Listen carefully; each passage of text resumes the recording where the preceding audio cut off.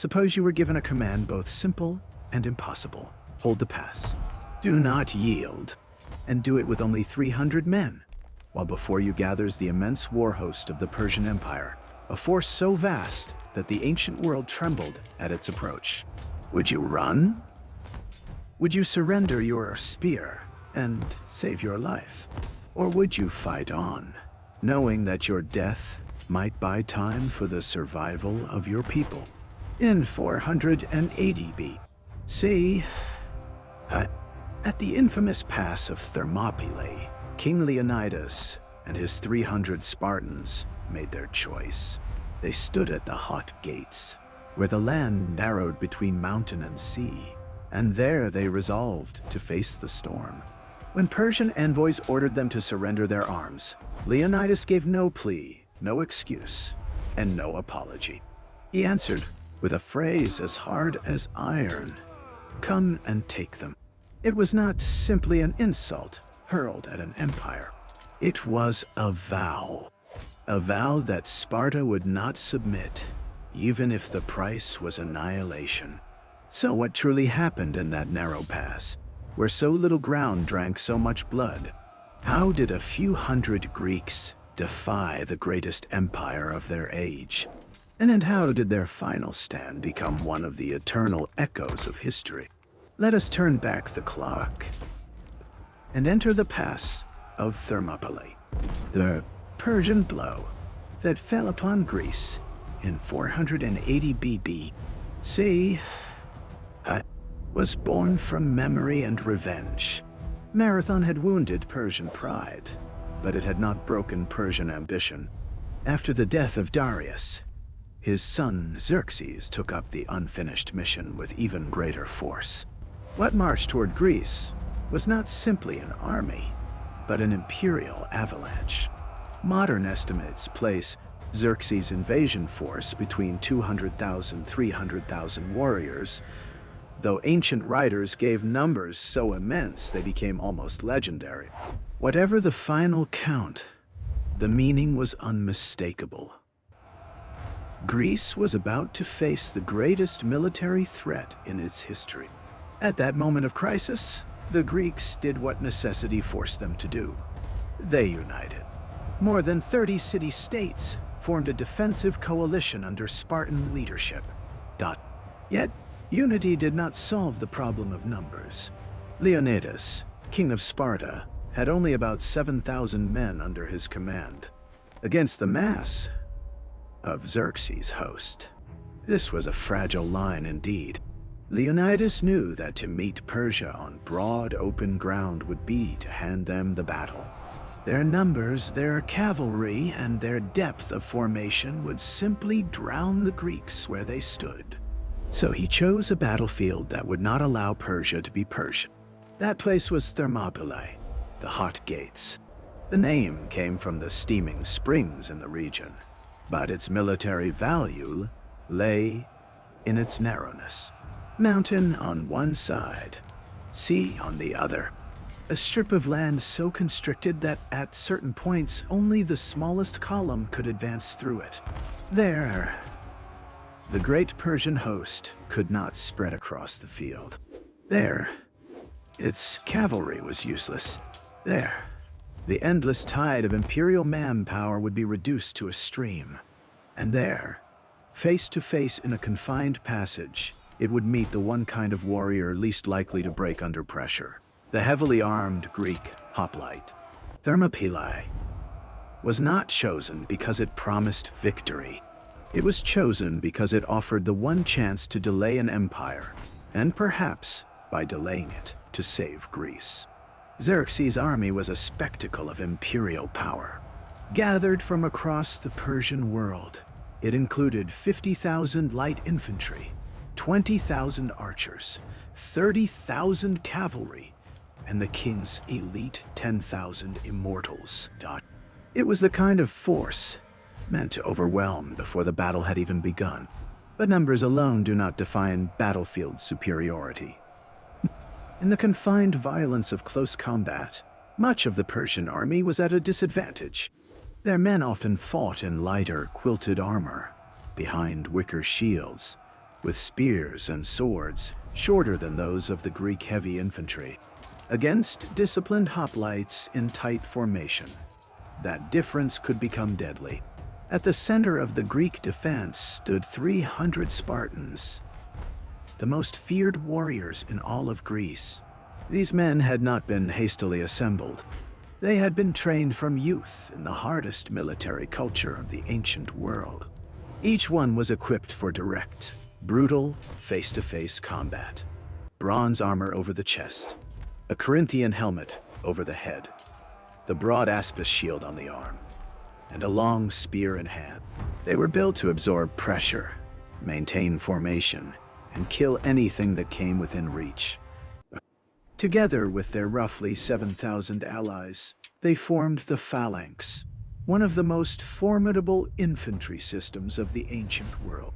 From the front, it was a locked wall of bronze, bristling with spear points, and nearly impossible to break with light troops. In open terrain, Persian cavalry might have ridden around it and struck from the side. But Thermopylae denied Persia that option. Hemmed in between sea and mountain, the battlefield offered no room for broad encirclement, and no real space for cavalry maneuver. What should have been Persia's greatest strength was reduced to irrelevance. That left only the frontal clash. And in that clash, the imbalance favored the Greeks. Persian arrows struck armor and shield instead of flesh. Persian spears came up short, before Spartan weapons had already landed their blows. The deeper the Persians pressed into the pass, the more their mass worked against them. At Thermopylae, the battlefield itself turned the Persian war machine against itself.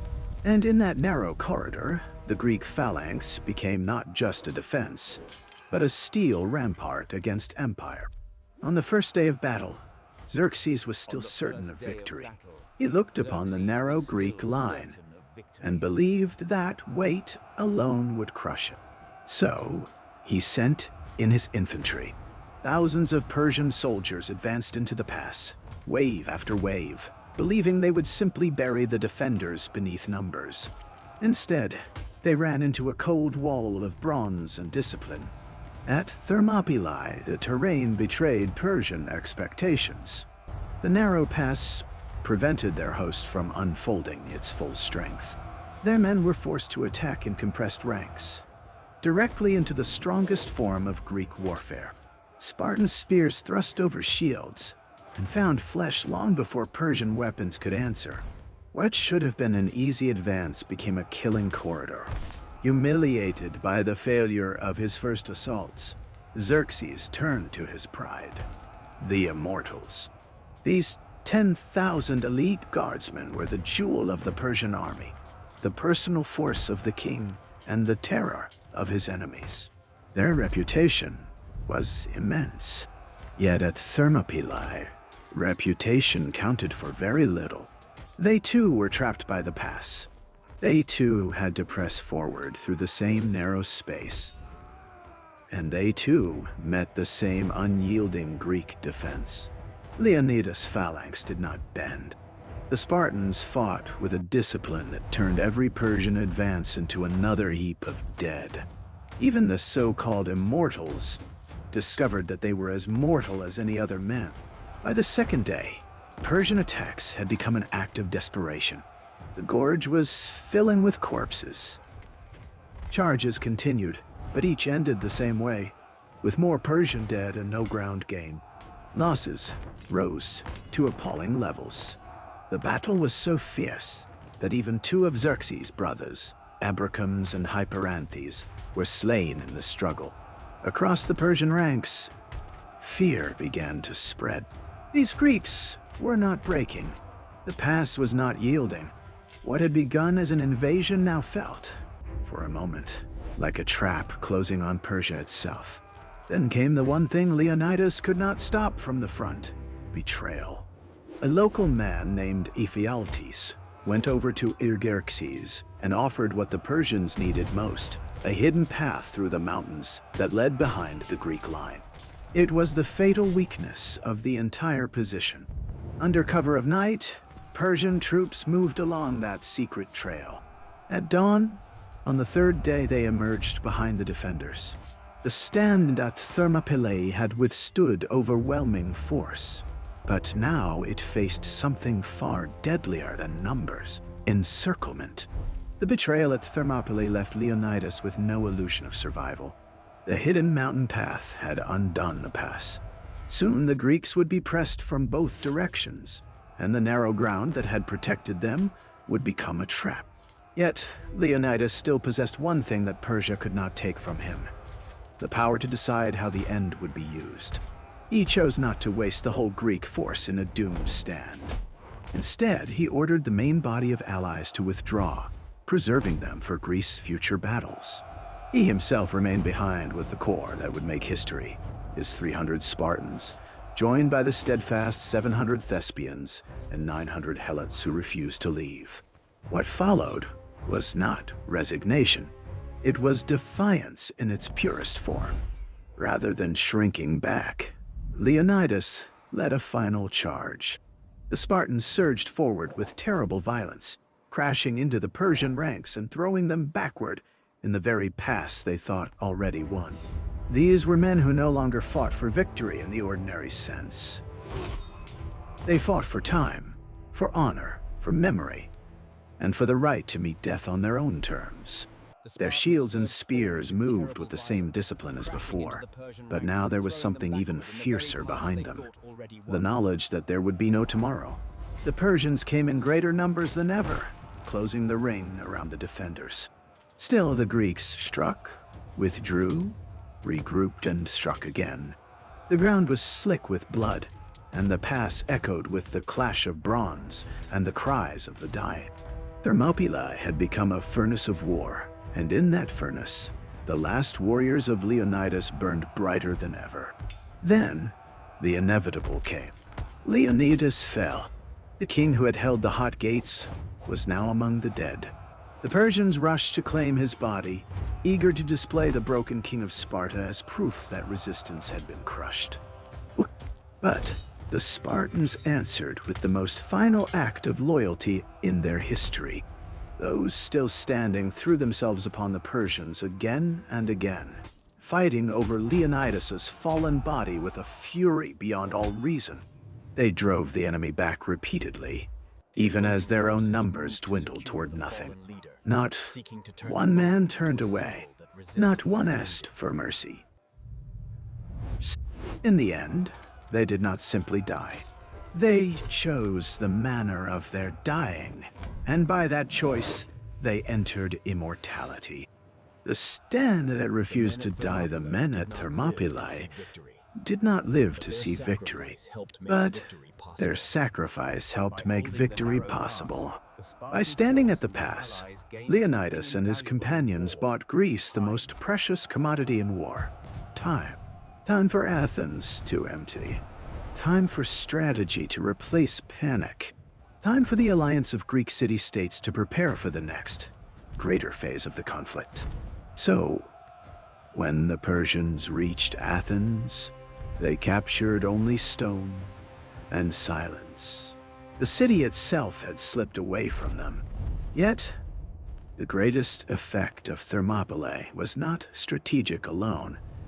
It was moral. The fall of Leonidas sent a shock through Greece, but not the shock Xerxes wanted. Instead of terror, it awakened resolve. The stand at the hot gates became a symbol that free men could resist the might of empire, even unto death. That spirit would echo at Salamis, where the Persian fleet was broken, and at Plataea, where the Greek alliance won the final land victory that ended Persian hopes of conquering Greece. The monument and the meaning Thermopylae lasted only a few days, but its legacy became eternal. It remains one of the great symbols of military courage, not because the defenders survived, but because they knowingly chose the impossible. It will lesson in terrain, discipline, sacrifice, and the grim nobility of standing fast when all hope is gone. The Greeks later marked the place with a memorial, and there they left a message for all who would come after.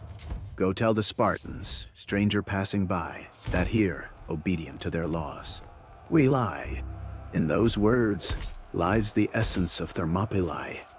Not simply death, but duty fulfilled.